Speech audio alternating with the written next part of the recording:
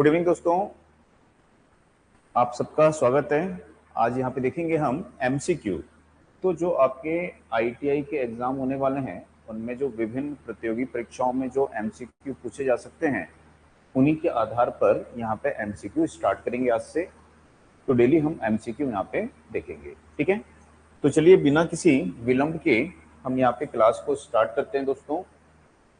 तो सबसे पहले जो एमसीक्यू यहाँ पे है वो दिया हुआ है, किसी चालक में विद्युत धारा का प्रवाह किसके प्रवाह के कारण होता है, ठीक है। तो यदि हम देखेंगे कि कोई भी चालक तार होता है तो इस चालक तार में यहाँ पे क्या होते हैं, मुक्त इलेक्ट्रॉन होते हैं, स्वतंत्र इलेक्ट्रॉन होते हैं।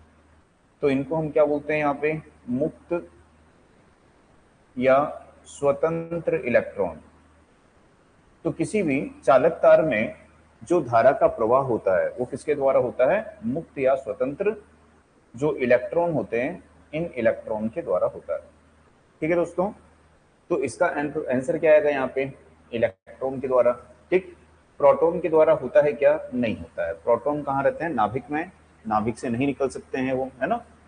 इलेक्ट्रॉन तथा आयन, है ना, चालक में आयन के द्वारा धारा का प्रवाह नहीं होता है। आवेशित कण, तो आवेशित कणों के द्वारा भी इसमें धारा का प्रवाह नहीं होता है, ठीक है। समझ में आया दोस्तों,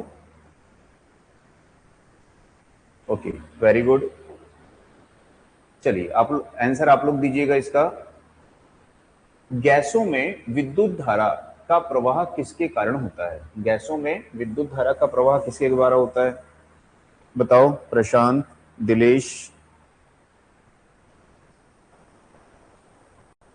शैलेंद्र, राज, रवि, देव, शिवम, क्या आएगा इसका answer, A B C D. तो गैसों में विद्युत धारा का प्रवाह किसके द्वारा होता है, वेरी गुड, ठीक है। तो देव, प्रशांत, दिलेश, वेरी गुड। तो यहाँ पे देखेंगे कि गैसों में विद्युत धारा का प्रवाह किसके द्वारा होता है। तो जो गैस होती है ना, ये जो गैस होती है, ठीक, इस गैस में से जब धारा प्रवाहित होती है तो ये गैस क्या होती है, डिस्चार्ज होती है, यानी कि ये धन आयन और ऋण आयन में विभक्त हो जाती हैं और इसमें क्या होते हैं, मुक्त इलेक्ट्रॉन भी होते हैं। तो गैसों में जो धारा का प्रवाह है वो किसके द्वारा होता है, धन आयन के द्वारा, ऋण आयन के द्वारा और इलेक्ट्रॉन के द्वारा, तीनों के द्वारा होता है, ठीक है। तो इलेक्ट्रॉन के द्वारा होगा, धन आयन के द्वारा होगा तथा ऋण आयन के द्वारा होगा। तो ये तीनों के द्वारा होगा, ठीक है। नेक्स्ट देखिए यहाँ पे, प्रति सेकंड कितने इलेक्ट्रॉनों का प्रवाह 1 एम्पियर की धारा उत्पन्न करता है। तो प्रति सेकंड कितने इलेक्ट्रॉन प्रवाहित होंगे जिसको हम बोल सकते हैं कि वो 1 एम्पियर की धारा के बराबर है। तो प्रति सेकंड कितने इलेक्ट्रॉन प्रवाहित होने चाहिए, ठीक, वेरी गुड। तो कितने होने चाहिए, 6.25 इंटू 10⁻18 इलेक्ट्रॉन, ठीक, इतने इलेक्ट्रॉन प्रवाहित होने चाहिए। या इसको ऐसे भी लिख सकता है, 625 गुणे 10⁻16 इलेक्ट्रॉन, है ना, ऐसे भी लिख सकता है। दोनों में कोई अंतर नहीं है, यहाँ पे दशमलव हटा दिया तो यहाँ पे 0 हटा दिया, ठीक है। तो दोनों ही सही हैं। तो यहाँ पे हमारा आंसर क्या आ जाएगा, तो 6.25 इंटू 10⁻18 इलेक्ट्रॉन। एम्पियर सेकंड किसका मात्रक हो सकता है। तो एम्पियर सेकंड जो है इनमें से किसका मात्रक हो सकता है। तो एम्पियर सेकंड किसका मात्रक होता है दोस्तों,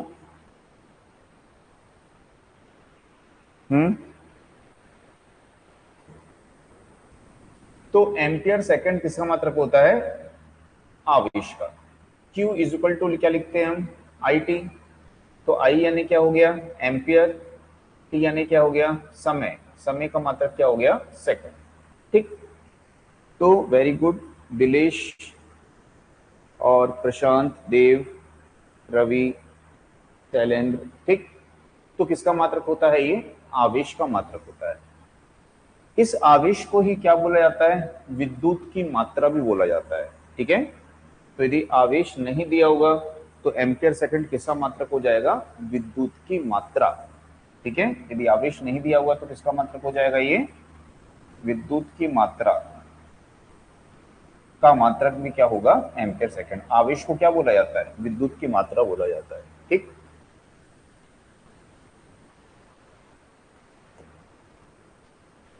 इलेक्ट्रॉन पर आवेश होता है, तो पूछ रहा है कि भाई इलेक्ट्रॉन पर आवेश होता है कितना, बताओ।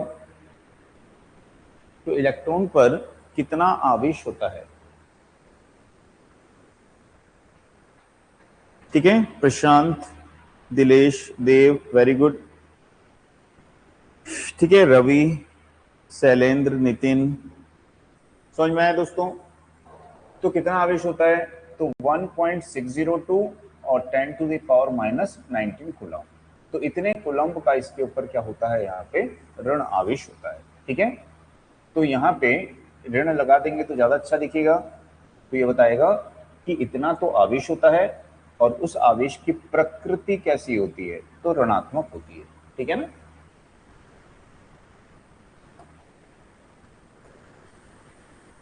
एक कूलम्ब आवेश खालिस्तान पर आवेश के बराबर होता है। तो एक कूलम्ब के आवेश खालिस्तान पर आवेश के बराबर होता है।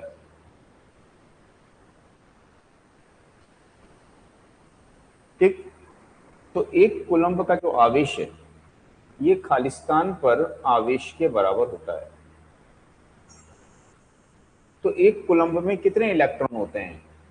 तो 6.25 into 10 to the power 18 electron. तो इतने इलेक्ट्रॉन पर जितना आवेश है उसके बराबर होता है। ठीक है, तो एक कूलम्ब किसके बराबर होता है?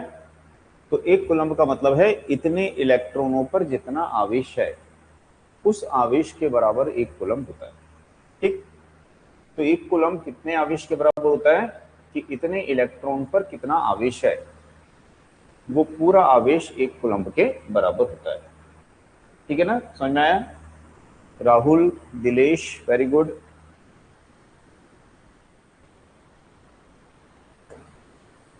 The charge Q, sorry Hindi में बोलता हूं, आई एम्पियर धारा को टी सेकंड तक वहन करने वाले चालक में प्रवाहित आवेश क्यू कितना होगा?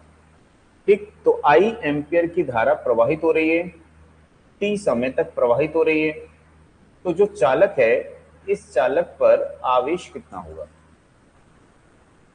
ठीक, तो आवेश का सूत्र Q इज इक्वल टू क्या होता है? I T. तो इतना ही आवेश होगा, है कि नहीं? दिलेश, प्रशांत, दुबे, वेरी गुड। तो समझ में आया? तो Q इज इक्वल टू क्या हो जाएगा? I T. तो ये एकदम बेसिक कॉन्सेप्ट है आपका, है ना? ये सब आपको ध्यान रखना है, छोटे छोटे क्वेश्चन होते हैं ये, एक एक नंबर के, हर क्वेश्चन में तो समान अंक आपको मिलेगा, है ना? तो हर क्वेश्चन आपको आना चाहिए। इसमें देखिए, विद्युत धारा के प्रवाह के लिए न्यूनतम आवश्यकताएं क्या है? तो यदि आप विद्युत धारा प्रवाहित करना चाहते हो तो इनमें से क्या न्यूनतम आवश्यकताएं हैं? एक वोल्टेज स्रोत, एक प्रतिरोधक, एक स्विच। एक वोल्टेज स्रोत, एक चालक, शक्ति स्रोत, एक बल्ब, वोल्टेज स्रोत, एक चालक, एक अमीटर, एक स्विच। तो धारा प्रवाहित करने के लिए न्यूनतम आवश्यकताएं कितनी होनी चाहिए? ठीक है, तो यदि देखेंगे कि जैसे आपकी ये बैटरी है, तो बैटरी को क्या बोलते हो आप? ये कि ये वोल्टेज का स्रोत है। ये किसका स्रोत है? तो वोल्टेज का स्रोत है ये। अब यदि इसको हम चालक तार से ऐसे जोड़ देंगे तो क्या इसमें धारा प्रवाहित होगी कि नहीं होगी? शॉर्ट सर्किट हो गया, धारा प्रवाहित होगी। तो धारा प्रवाहित करने के लिए न्यूनतम आवश्यकताएं क्या हैं? तो एक वोल्टेज स्रोत चाहिए आपको और एक चालक चाहिए। ठीक है, तो याद रखिएगा दोस्तों, यदि बोलेगा कि धारा प्रवाहित करने के लिए न्यूनतम आवश्यकताएं कितनी होंगी, तो एक वोल्टेज स्रोत चाहिए आपको और एक चालक चाहिए। तो यदि दोनों हैं तो धारा प्रवाहित वहां पे होगी। ठीक है, चलिए नेक्स्ट देखिए, यहां पे 1 volt is equal to, 1 volt किसके बराबर होता है। ठीक है, तो 1 वोल्ट किसके बराबर होता है बताइए जल्दी से। 1 वोल्ट किसके बराबर होता है।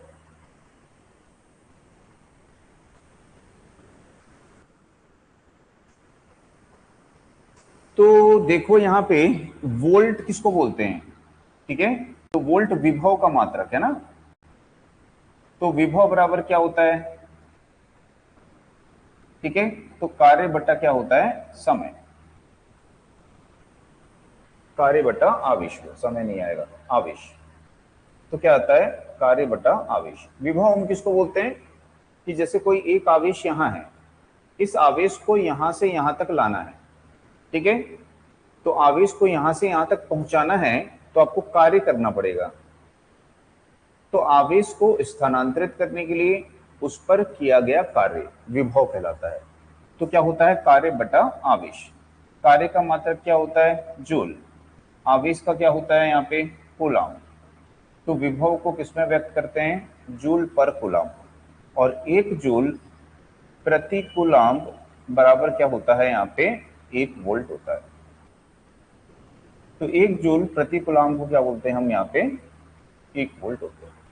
ठीक, तो क्या आ जाएगा आपका यहाँ पे, तो 1 जूल प्रति कूलाम। तो 1 जूल प्रति कूलाम 1 वोल्ट के बराबर होता है। ठीक है ना।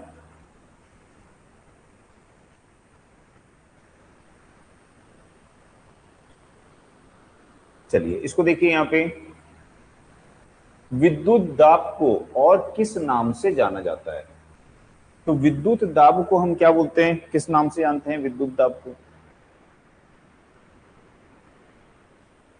विद्युत दाब को हम क्या बोलते हैं, तो विद्युत दाब को हम विभव बोलते हैं। Very good. ठीक, तो विद्युत दाब को हम क्या बोलते हैं, विभव बोलते हैं, विभवांतर बोलते हैं, है ना। तो विद्युत दाब को किसके समतुल्य माना जाता है, दाब के। तो जैसे क्या होता है कि कोई ऐसा टैंक है, इस टैंक में इतना पानी है और यहाँ एक छिद्र कर देंगे तो यहाँ से जल की धारा जाएगी। ठीक, तो अभी यहाँ पे दाब क्या है, जल का जो दाब है वो कम है। यदि जल का दाब यहाँ पे बढ़ जाएगा, जल भर गया ज्यादा तो दाब बढ़ गया, तो धारा तेजी से निकलेगी जल की। तो वैसे ही विभव है, यदि विभव किसी परिपथ में आप जितना ज्यादा बढ़ाओगे उतना विद्युत धारा का मान क्या होगा, बढ़ेगा। तो जैसे दाब यहाँ पे काम कर रहा है उसके कारण जल धारा प्रवाहित हो रही है, वैसे विभव यहाँ पे काम करता है और उसके कारण विद्युत धारा प्रवाहित होती है। तो जो दाब है वो किसके समतुल्य माना जाता है, विद्युत विभव के, या वोल्टेज के बोल सकते हो, या विभवांतर के समतुल्य मापा जाता है।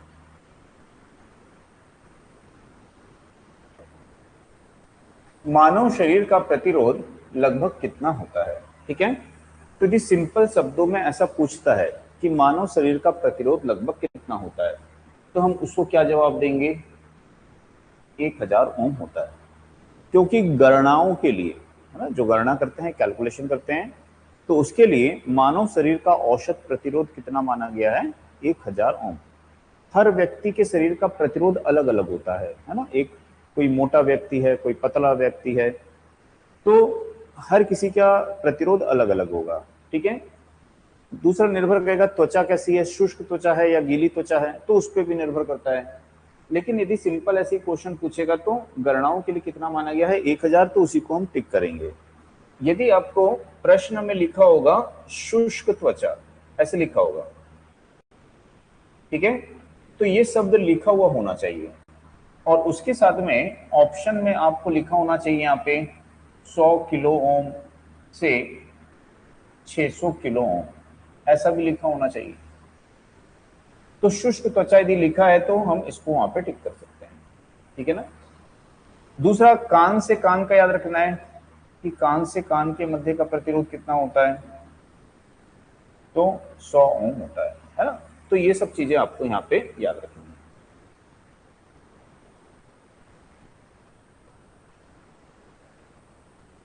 एक बंद परिपथ में वोल्टेज और विद्युत धारा का अनुपात क्या होता है।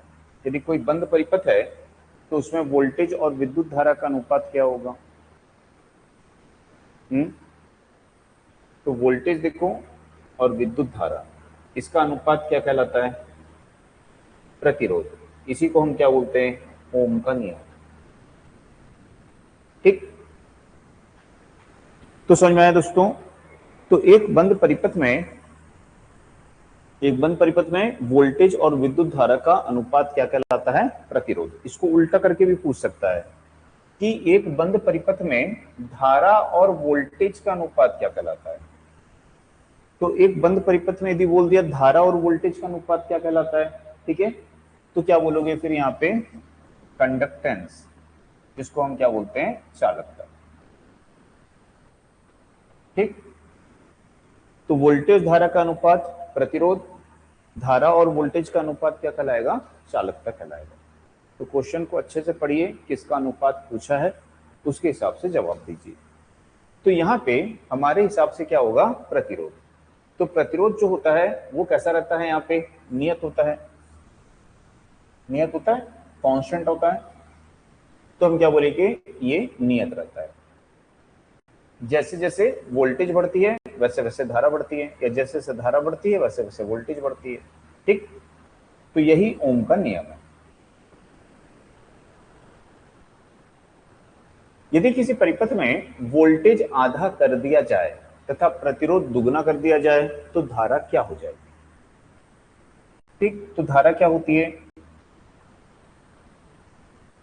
तो यदि किसी परिपथ में बोल रहा है यहाँ पे वोल्टेज को आधा कर दोगे और धारा को, प्रतिरोध को दुगना कर दोगे तो धारा क्या हो जाएगी? समझ में आया? तो यदि हम वोल्टेज को आधा कर देंगे तो ये आधा हो जाएगा। ठीक, प्रतिरोध को दुगना कर देंगे तो ये 2 हो जाएगा। अब इसको सरलीकरण करो तो ये 2 नीचे आएगा, तो 2 और 2 कितना हो जाएगा? गुणा में 4, 2 दूनी 4। तो अब ये कितना हो गया देखो? तो 1/4 हो गया किसका? पहले वाले प्रतिरोध का। तो पहले कितनी धारा थी? V बटा R, अब उसका क्या हो गया? 1/4। तो क्या हो जाएगा ये यहाँ पे? 1/4 हो जाएगा। ठीक, तो समझ में आया सबको? 1/4 यहाँ पे हो जाएगी। समझ में आ रहा है ना सबको? कोई डाउट होगा तो पूछ लेना है।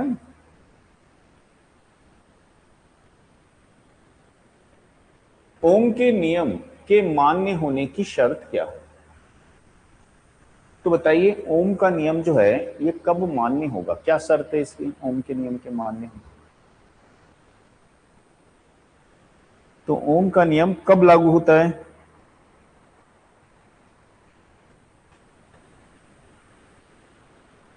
सर जी, इस कॉन्सेप्ट से ज्यादा क्वेश्चन आते हैं। हाँ, वही सब कराएंगे आपको, कॉन्सेप्ट बेस्ड क्वेश्चन। तो बताइए यहाँ पे, बताइए मेरे को यहाँ पे ओम के नियम के मान्य होने की शर्त क्या है? तो ओम के नियम के मान्य होने की शर्त क्या है? तापक्रम क्या होना चाहिए? स्थिर। तो ओम का नियम क्या बोलता है कि भौतिक राशि जैसे कि तापक्रम स्थिर होना चाहिए। तो ओम का नियम ये बोलता है कि जब ये स्थिर होगा तभी मैं लागू होऊंगा। ओम का नियम केवल कब लागू होता है? जब भौतिक राशि जैसे कि तापक्रम क्या होगा? स्थिर होगा। ठीक है, तो क्या रहना चाहिए? तापक्रम यहाँ पे स्थिर होना चाहिए।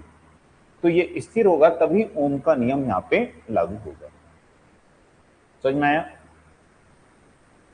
तो ओम का नियम क्या बोलता है? धारा वोल्टेज के समानुपाती होनी चाहिए, प्रतिरोध वायर बाउंड प्रकार का होना चाहिए। ठीक है, लेकिन ओम के मान्य होने की ये शर्त नहीं है। शर्त क्या है यहाँ पे? ये कि तापमान क्या रहना चाहिए? वहां पे स्थिर रहना चाहिए। ठीक है, प्रतिरोध को भी कोई भी हो सकता है, पर यहाँ पे तापमान क्या होना चाहिए? स्थिर होना चाहिए।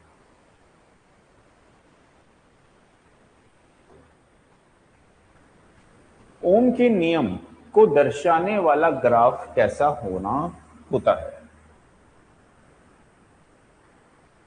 सेकंड ऑप्शन जो है इसमें यदि हम देखेंगे ना, ये क्या बोल रहा है कि ओम के नियम के मान्य होने की शर्त क्या है?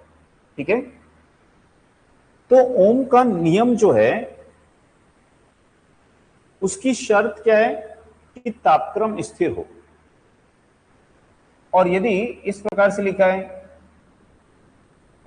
तो ये तो ओम का नियम है। ये क्या है? ओम का नियम है। इसी नियम के मान्य होने की शर्त हमसे पूछा गया है। तो शर्त क्या है वहां पे?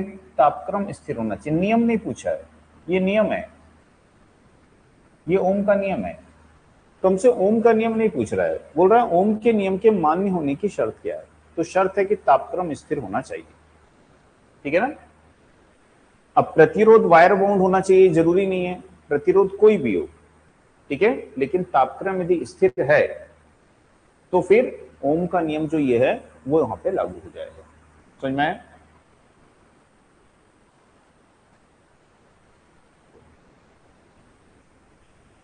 ओके, तो अब इसमें देखिए यहां पे ओम के नियम को दर्शाने वाला जो ग्राफ है कैसा होता है।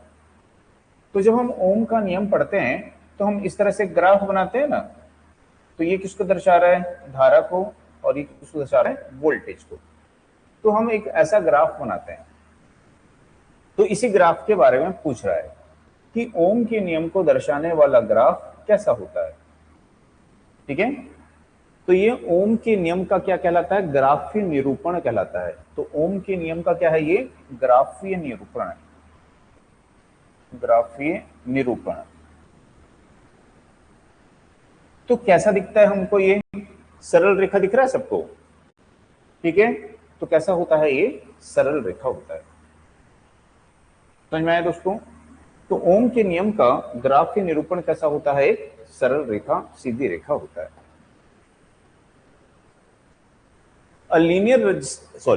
रेखीय प्रतिरोधक वह है जो किस नियम का पालन करता है। तो रेखीय प्रतिरोध किसको बोलेंगे? है ना, प्रतिरोध होते हैं, रेखीय प्रतिरोध होता है और दूसरा होता है अरेखीय प्रतिरोध। तो रेखीय प्रतिरोध किसको बोलते हैं? तो जो ओम के नियम का पालन करता है। ठीक है, ओम के नियम का पालन करता है मतलब कि ये बोलता है कि परिपथ में वोल्टेज और धारा का अनुपात क्या रहेगा? एक नियतांक होगा। ठीक, तो उसको क्या बोलेंगे कि ये रेखीय प्रतिरोध है। अरेखीय प्रतिरोध जो होता है ये ओम के नियम का पालन नहीं करता है। ठीक है, यानी कि इस अरेखीय प्रतिरोध में वोल्टेज और धारा का अनुपात एक नियतांक नहीं होता है, वो घटते बढ़ते रहता है। तो समझ में आया? तो ओम का नियम यहां पे आएगा। तो रेखीय प्रतिरोध वह है जो ओम के नियम का पालन करता है। किसी तार का प्रतिरोध हमेशा बढ़ता है यदि, किसी तार का प्रतिरोध हमेशा बढ़ेगा यदि तापक्रम को घटा देंगे, तापक्रम को बढ़ा देंगे, मुक्त इलेक्ट्रॉन की संख्या कम हो जाए, मुक्त इलेक्ट्रॉन की संख्या बढ़ जाए। ठीक है, तो किसी भी तार का प्रतिरोध बोल रहा है हमेशा क्या होगा? बढ़ेगा। तो कोई भी तार जो है इसका प्रतिरोध कब बढ़ेगा? तो इसमें जो मुक्त इलेक्ट्रॉन होते हैं, यदि इन मुक्त इलेक्ट्रॉनों की संख्या को हम क्या कर देंगे? यहाँ पे कम कर देंगे। धारा कौन प्रवाहित करता है? चालक तार में धारा कौन प्रवाहित करता है? इलेक्ट्रॉन। तो जो धारा प्रवाहित करने वाले हैं उनकी संख्या को आप कम कर दोगे तो धारा प्रवाहित होगी क्या? उसमें से नहीं हो पाएगी। तो जैसे अचालक होता है इंसुलेटर, इंसुलेटर में मुक्त इलेक्ट्रॉन की संख्या क्या होती है? 0, तो वो धारा प्रवाहित नहीं कर पाता है। तो यदि मुक्त इलेक्ट्रॉनों की संख्या को हम कम कर देंगे, घटा देंगे, तो उसका प्रतिरोध क्या होगा? हमेशा बढ़ेगा ही, हमेशा क्या होगा? बढ़ेगा ही। ठीक है,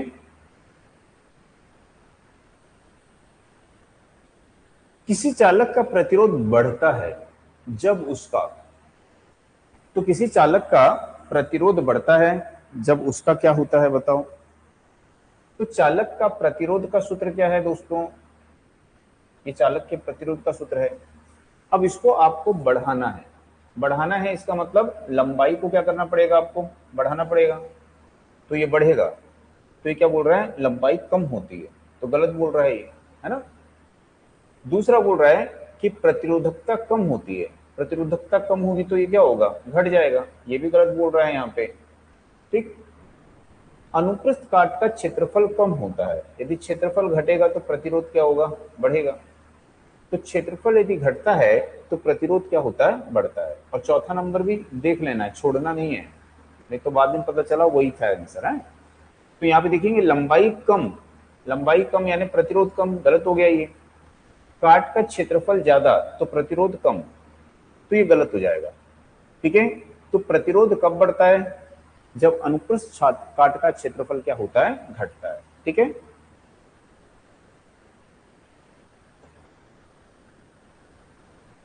किसी तार का व्यास आधा कर दिया जाता है तथा उसकी लंबाई स्थिर रखी जाती है, नया प्रतिरोध कितना होता है। तो तार का जो व्यास है इसको क्या करोगे आप, आधा कर दोगे और उसकी लंबाई को क्या रखोगे, स्थिर रखोगे, तो उसका नया प्रतिरोध क्या होगा। ठीक, तो प्रतिरोध का क्या सूत्र होता है, रो एल बटा ए। ठीक, तो यहां पे क्या लिखा है, व्यास या क्षेत्रफल, क्या लिखा है, व्यास लिखा है, क्षेत्रफल नहीं लिखा है। तो क्षेत्रफल क्या होता है, तो ये होता है पाई आर स्क्वायर होता है। ठीक है ना, तो व्यास और त्रिज्या एक दूसरे का ही रूप है। यदि व्यास आधा होगा तो त्रिज्या भी आधी हो जाएगी, है ना, व्यास आधा होगा तो त्रिज्या भी आधी हो जाएगी। व्यास दुगना करोगे तो त्रिज्या भी दुगनी हो जाएगी। तो व्यास आधा हो रहा है, इसका मतलब क्या आधा हो रहा है, त्रिज्या आधी हो रही है। तो त्रिज्या को यदि आधा करोगे तो इसका जो क्षेत्रफल है वो अब कितना हो जाएगा, पहले के क्षेत्रफल का एक चौथाई हो जाएगा। ठीक, तो प्रतिरोध क्या है यहाँ पे, रो एल बटा ए, यानी इसका क्षेत्रफल क्या हो जा रहा है, एक चौथाई हो जा रहा है। क्षेत्रफल एक चौथाई होगा तो प्रतिरोध कितना हो जाएगा, 4 गुना हो जाएगा। ठीक है, तो जो प्रतिरोध होता है वो मूल प्रतिरोध का क्या होता है, 4 गुना हो जाता है। समझ में आया। तो हमको क्वेश्चन को ध्यान से पढ़ना है कि व्यास को आधा करने बोल रहा है या फिर क्षेत्रफल को आधा करने पर। तो यदि व्यास को आधा करने बोल रहा है तो पहले देखेंगे क्षेत्रफल में क्या परिवर्तन आएगा और उसके हिसाब से प्रतिरोध को देखेंगे। ठीक है,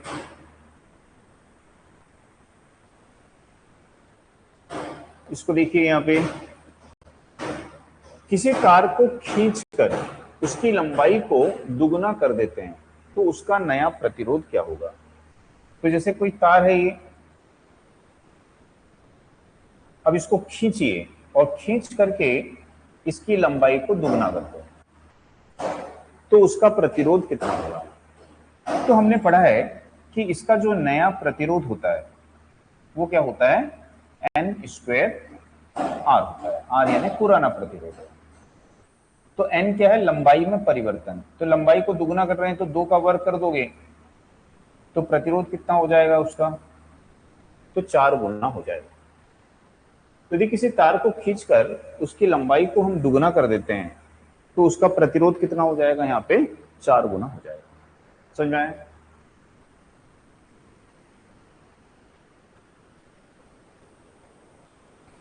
किसी चालक की विशिष्ट प्रतिरोध किस पर निर्भर करती है। तो किसी चालक का जो विशिष्ट प्रतिरोध है वो किस पर निर्भर करता है, बताइए। तो चालक के आयामों पर बोल रहा है, चालक के पदार्थ की संरचना पर, चालक के प्रतिरोध पर, दोनों पर। तो चालक का विशिष्ट प्रतिरोध का सूत्र क्या है, तो विशिष्ट प्रतिरोध का सूत्र लिखते हैं हम R इंटू ए बटा एल।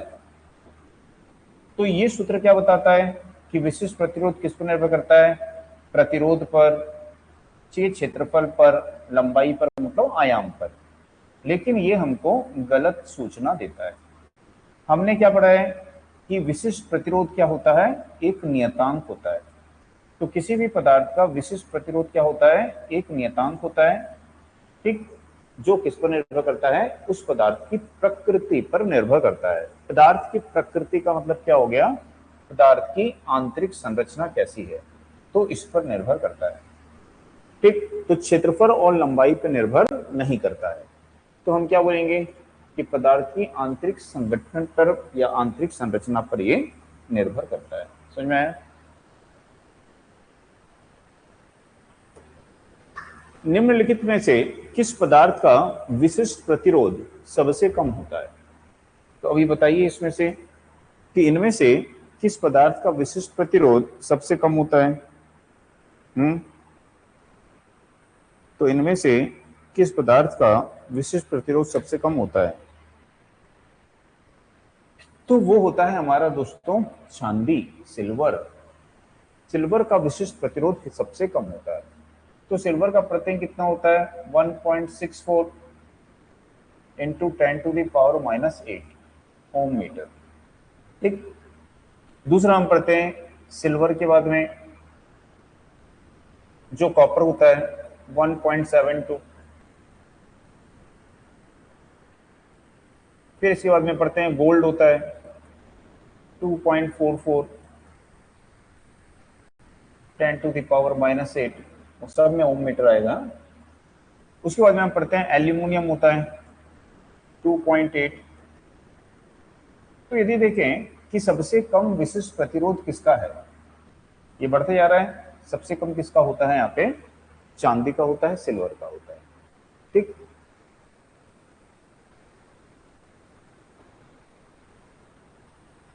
प्रतिरोधकता या विशिष्ट प्रतिरोध को किसमें मापा जाता है? तो प्रतिरोधकता को या विशिष्ट प्रतिरोध का मात्रक पूछ रहा है, किसमें मापते हैं वो आप? तो अभी हमने लिखा था प्रतिरोधकता का मात्रक क्या होता है? ओम मीटर होता है, ओम मीटर। ठीक है। तो ये डैश है, माइनस नहीं है। ठीक है। तो डैश है वो ओम मीटर, उसका मात्रक यहाँ पे होता है। विद्युत चालकता को किसमें मापा जाता है? अब यहाँ पे चालकता पूछ रहा है, अभी प्रतिरोधकता पूछा था ना, अब चालकता पूछ रहा है कि चालकता को किसमें मापा जाता है। तो बताइए चालकता को किसमें मापोगे? तो चालकता को हम क्या बोलते हैं? महू। क्या बोलते हो? महू प्रति मीटर, या क्या बोलते हैं? सीमेंस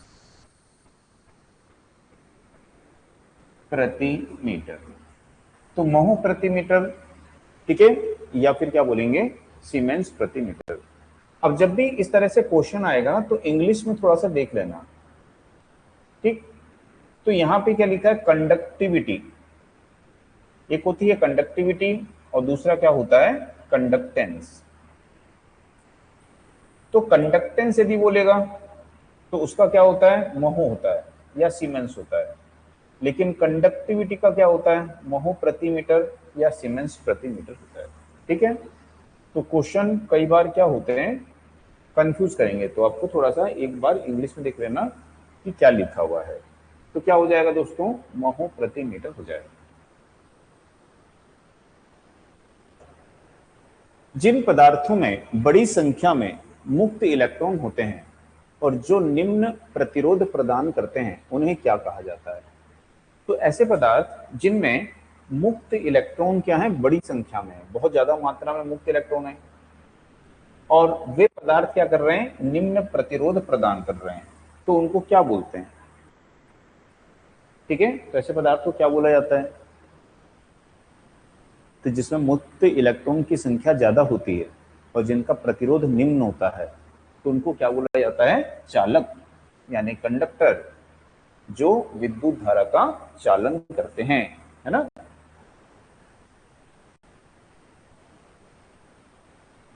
तापमान बढ़ने पर शुद्ध धातुओं का प्रतिरोध क्या होता है? तो यदि तापमान बढ़ेगा तो शुद्ध धातुओं का प्रतिरोध क्या होगा? ठीक। तो जो शुद्ध धातुएं होती हैं इनमें हम क्या पढ़ते हैं? पीटीसी, धनात्मक प्रतिरोध ताप गुणांक, पॉजिटिव टेम्परेचर कोएफिशिएंट, कि यदि इसका तापक्रम बढ़ेगा तो इसका प्रतिरोध भी क्या होगा? बढ़ेगा। तो तापक्रम बढ़ने पर शुद्ध धातुओं का प्रतिरोध क्या होता है? यहाँ पे बढ़ता है। इंक्रीज यानी क्या होता है? बढ़ना। तो ये बढ़ता है, ये घटता है। ठीक।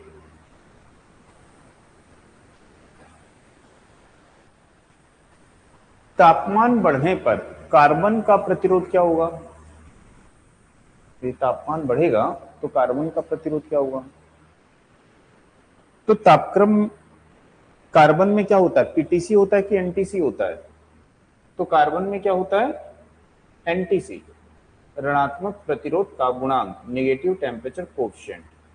नेगेटिव का मतलब क्या होता है, तापक्रम बढ़ेगा तो प्रतिरोध क्या होगा, घटेगा। तो यहाँ पे तापक्रम बढ़ने पर कार्बन का प्रतिरोध क्या होता है, घटता है। ठीक,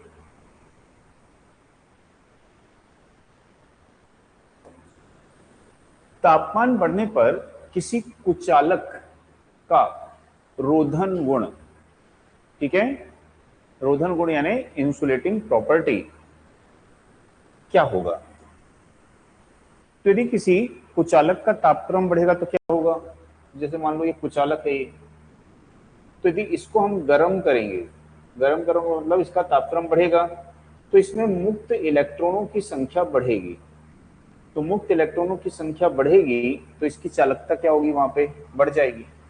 ठीक है, तो चालकता बढ़ेगी मतलब विद्युत रोधी गुण क्या होगा, घटेगा।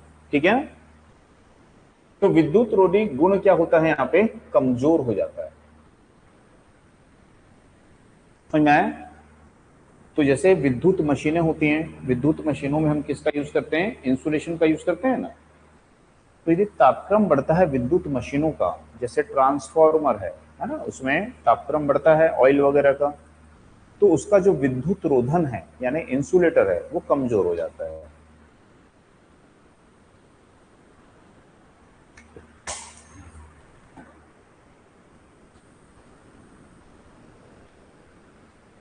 तापमान बढ़ने पर धातु के प्रतिरोध के ताप गुणांक क्या होते हैं। तो तापमान बढ़ने पर धातु के प्रतिरोध ताप गुणांक का क्या होता है। तो इसको हम क्या बोलते हैं कि ये क्या है, प्रतिरोध ताप गुणांक। तो अल्फा से दर्शाते हैं प्रतिरोध ताप गुणांक को।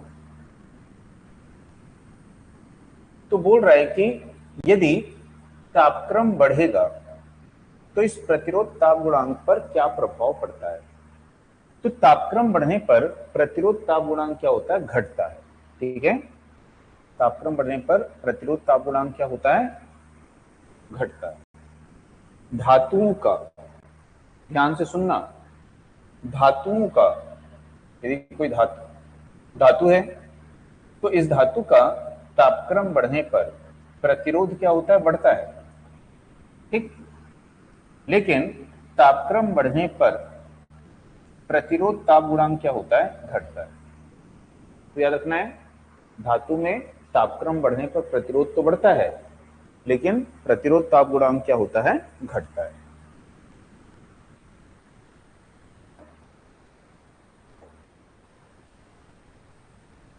प्रतिरोध ताप गुणांक किसे किससे परिभाषित किया गया है। तो इस इनमें जो ये ऑप्शन दिए हुए हैं इनमें से कौन प्रतिरोध ताप गुणांक को परिभाषित करता है। ठीक है, तो प्रतिरोध ताप गुणांक को हमने पढ़ा था इस प्रकार से। ठीक, ये क्या होता है, यहाँ पे प्रतिरोध में परिवर्तन बटा प्रारंभिक प्रतिरोध गुणित तापक्रम में परिवर्तन। ठीक है, या तापक्रम में वृद्धि। तो हम क्या बोलते हैं कि यहाँ पे क्या होगा, प्रतिरोध में परिवर्तन होगा। किसमें परिवर्तन होगा, प्रतिरोध में। तो प्रतिरोध में वृद्धि होगी, तो प्रतिरोध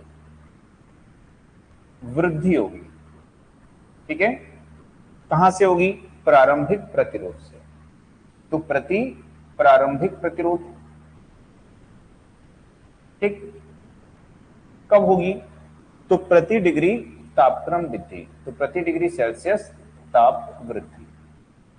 तो प्रति डिग्री सेल्सियस ताप वृद्धि करने पर प्रारंभिक प्रतिरोध से प्रतिरोध में कितनी वृद्धि हुई है या परिवर्तन हुआ है, वही क्या कहलाता है, प्रतिरोध ताप गुणांक कहलाता है।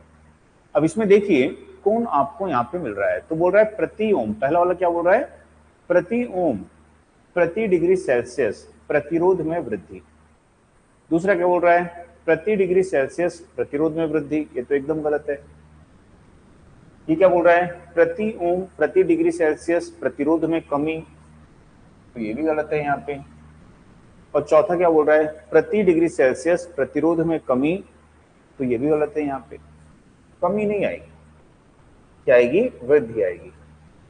तो हम बोलेंगे प्रति ओम। ठीक है, क्या आएगा, प्रति ओम प्रति डिग्री सेल्सियस प्रतिरोध में वृद्धि यहां पे आई। तो इंक्रीज इन रेजिस्टेंस पर ओम पर डिग्री सेल्सियस, ठीक। तो ये यहां पे सही आएगा। तो मैं तो यहां पे देखेंगे श्रेणी परिपथ के सभी भागों में निम्नलिखित में से कौन सी राशि समान होती है। तो यदि कोई श्रेणी परिपथ है तो उसके सभी भागों में कौन सी राशि समान होती है, सबको पता है। तो श्रेणी परिपथ के सभी भागों में क्या समान होता है दोस्तों, धारा।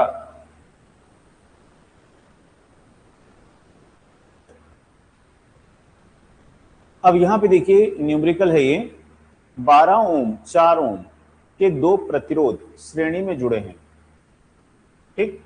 तो बोल रहा है ऐसे 12 ओम 4 श्रेणी में जुड़े हैं। अब इस पूरे संयोजन के समांतर में एक शॉर्ट लगा, ठीक है। तो एक शॉर्ट लगा दिए, तो इसका प्रभावी प्रतिरोध क्या होगा। तो जो शॉर्ट इनके पूरे के समांतर लगा दिए, तो अब इस शॉर्ट का प्रतिरोध क्या होता है, शून्य होता है। तो यदि यहाँ पे हम प्रभावी प्रतिरोध नापने जाएंगे तो कितना मिलेगा हमको, शून्य मिलेगा, ठीक है। तो यदि किसी भी प्रतिरोध के समांतर में शॉर्ट लगा दोगे तो क्या हो जाएगा, प्रभावी प्रतिरोध क्या हो जाएगा, उसका शून्य हो जाएगा, ठीक। समझ में आया।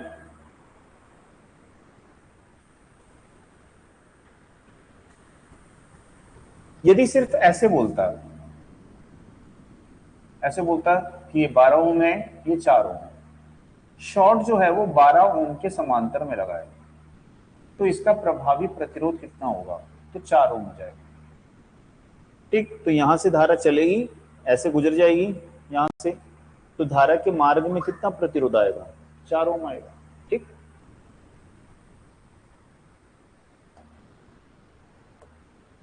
समान मान वाले दो प्रतिरोधकों को जब समांतर क्रम में जोड़ा जाता है तो उनका तुल्य प्रतिरोध R होता है।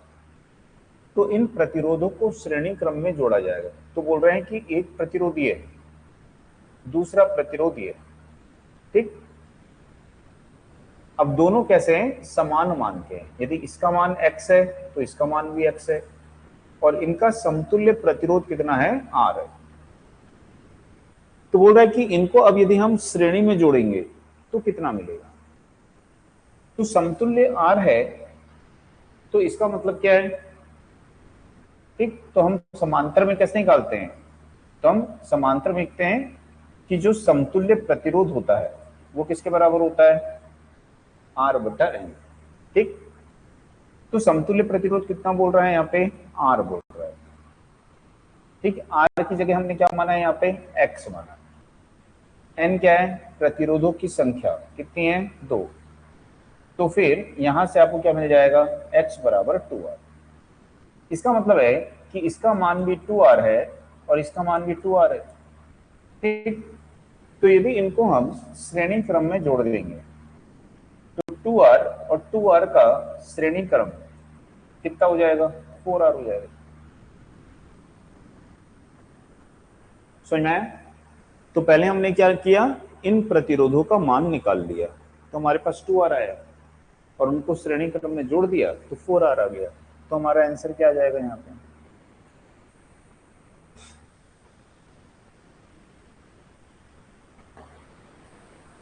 इसको देखिए, R ओम प्रतिरोध वाले 4 प्रतिरोध उपलब्ध हैं, इनके संयोजन का कम से कम प्रतिरोध कितना होगा।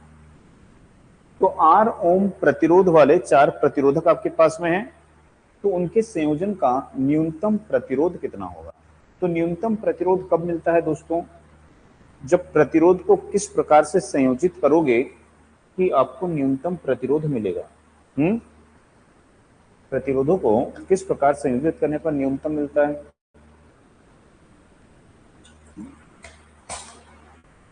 समांतर क्रम में, है ना। तो यदि हम समांतर क्रम में ऐसा संयोजित कर देंगे ना चारों को, सभी कितने मान के हैं, R, तो इसका समतुल्य प्रतिरोध क्या हो जाएगा, R/N, यानी R/4। N क्या होता है, प्रतिरोधों की संख्या, तो क्या हो जाएगा, ये R/4 हो जाएगा। ठीक है,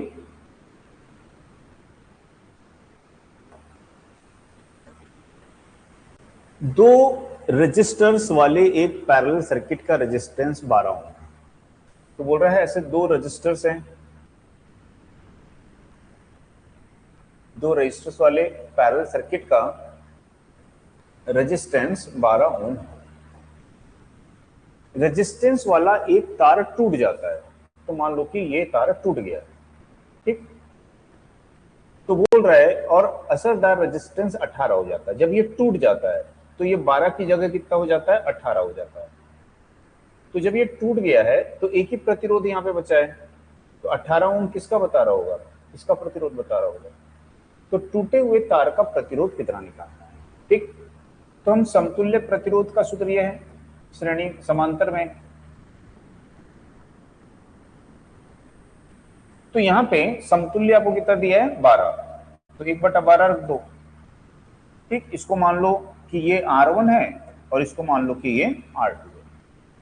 तो आपको R1 निकालना है और R2 का मान कितना दिया हुआ है, 18। तो इसको इधर पक्षांतर कर दो, तो 1/12 माइनस 1/18 बराबर क्या आ जाएगा, 1/R1। इसका एलसीएम ले लोगे तो कितना हो जाएगा यहाँ पे आपका एलसीएम इसका, ठीक। तो 12 और 18 का एलसीएम कितना आ जाएगा, 36 आ जाएगा। तो जाएगा 3, है ना, 12 × 36,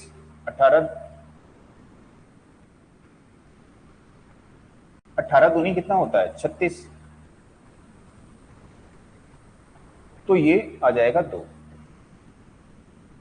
तो अब इसको यहाँ पे हल कर लेंगे यहाँ पे, तो 1/R1 बराबर क्या आएगा, 1/36। तो R1 की वैल्यू कितनी आ जाएगी यहाँ पे, 36 ओम आ जाएगा। तो हम देखेंगे कि R1 का मान कितना आ जाएगा यहाँ पे, 36 ओम आ जाएगा।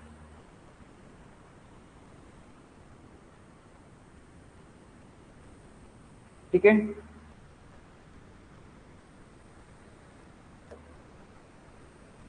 जब किसी समांतर परिपथ की एक शाखा खुल जाती है तो स्रोत से ली जाने वाली धारा क्या होगी, ठीक है। तो जैसे मान लो ऐसा समांतर परिपथ है,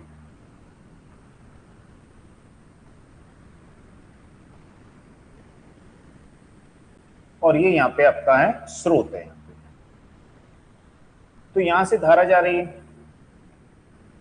तो धारा इसमें भी जाएगी, इसमें भी जाएगी, इसमें भी जाएगी, इसमें भी जाएगी, ठीक। तो मान लो सभी आई धारा ले रहे हैं, सभी की धारा कितनी है, आई। तो कितनी धारा जाएगी यहाँ से, 4I, 1I, 2I, 3I, 4I। अब यदि ये खुल गया तो धारा क्या हो जाएगी, अब 3I हो जाएगी। तो धारा का मान क्या हो जाएगा, यहाँ पे कम हो जाएगा, ठीक।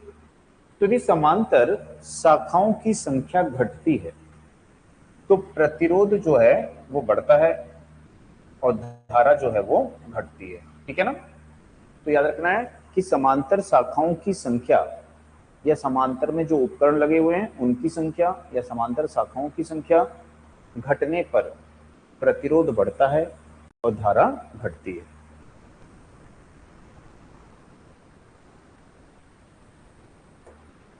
निम्नलिखित में से कौन सा कथन श्रेणी तथा समांतर दोनों परिपथ के लिए सत्य है। तो इनमें से कौन सा कथन जो है वो श्रेणी तथा समांतर, ठीक है, दोनों परिपथ के लिए सत्य है। तो श्रेणी के लिए भी सत्य है और समांतर के लिए भी सत्य है। तो कौन सा कथन सत्य है बताओ, ठीक। तो बोल रहा है प्रतिरोध जुड़ात्मक होते हैं, गलत बोल रहा है। शक्तियां जुड़ात्मक होती हैं, धाराएं जुड़ात्मक होती हैं, वोल्टेज ड्रॉप जुड़ात्मक होता है। तो श्रेणी और समांतर दोनों के लिए क्या सत्य होता है कि शक्तियां जुड़ती हैं, ठीक है। कोई भी परिपथ हो, चाहे वो श्रेणी हो, चाहे वो समांतर हो, चाहे वो स्टार हो, चाहे वो डेल्टा हो, कोई भी हो, सभी में शक्तियां क्या होती हैं, जुड़ात्मक होती हैं। यानी सभी में शक्तियां क्या होती हैं, जुड़ती हैं। समझ में आया। तो किसी भी प्रकार का परिपथ हो तो उसमें शक्तियां क्या होंगी, जुड़ेंगी। R ओम के 3 समान प्रतिरोधों को त्रिभुज के रूप में जोड़ा गया है। तो ऐसे R ओम के 3 समान प्रतिरोध हैं, ये तो त्रिभुज के रूप में जोड़ा गया है। इन्हीं दो सिरों के मध्य समतुल्य प्रतिरोध कितना होगा? ठीक, तो ये दोनों कैसे आ जाएंगे श्रेणी में, तो इन दोनों का समतुल्य कितना हो जाएगा 2R, और इसके साथ क्या हो जाएगा वो समांतर में। ठीक, तो हम बोलेंगे कि इसका समतुल्य क्या होगा, तो 2R समांतर R होगा। तो ये दोनों मिलके 2R बना देंगे, तो इन दोनों की जगह हो जाएगा 2R और R का समांतर, तो 2R समांतर R हो जाएगा। तो क्या लिखते हैं R1 इंटू R2 और R1 प्लस R2, याद आ रहा है? तो कितना हो जाएगा 2R इंटू R, और ये कितना हो जाएगा 3R, एक R कट जाएगा, तो 2R बाई क्या होगा 3, तो ये आपका आंसर आ जाएगा। तो 2R बाई क्या हो जाएगा 3। ठीक, तो 2/3 R ओम इसका आंसर यहाँ पे आएगा।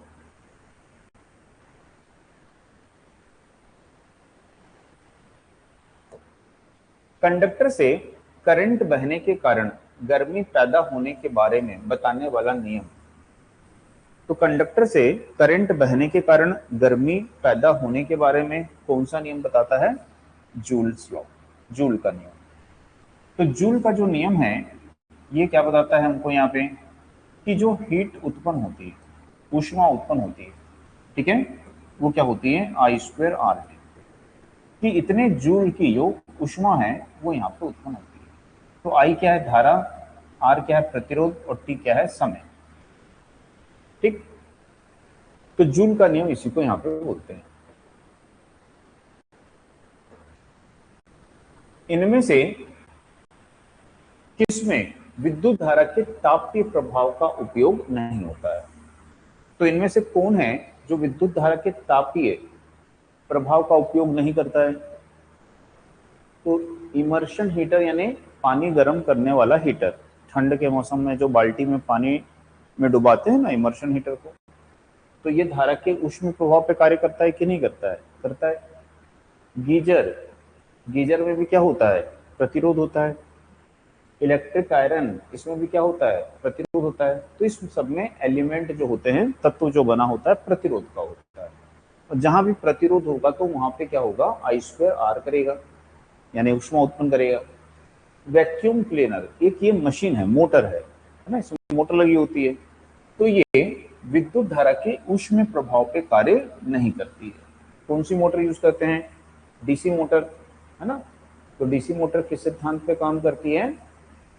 तो विद्युत चुंबकीय प्रेरण के सिद्धांत पे काम करती है ना। तो ये वैक्यूम क्लीनर जो है ये ऊष्मीय प्रभाव पे या तापीय प्रभाव पे कार्य नहीं करता है। ठीक है, तो इतने ही क्वेश्चन थे दोस्तों आज, बाकी जो है उसको कल नेक्स्ट क्लास में देखेंगे। ठीक है, एक ब्रेक लेंगे, इसके बाद में आपकी जो है 7:30 बजे से फिर थ्योरी की क्लास स्टार्ट होगी।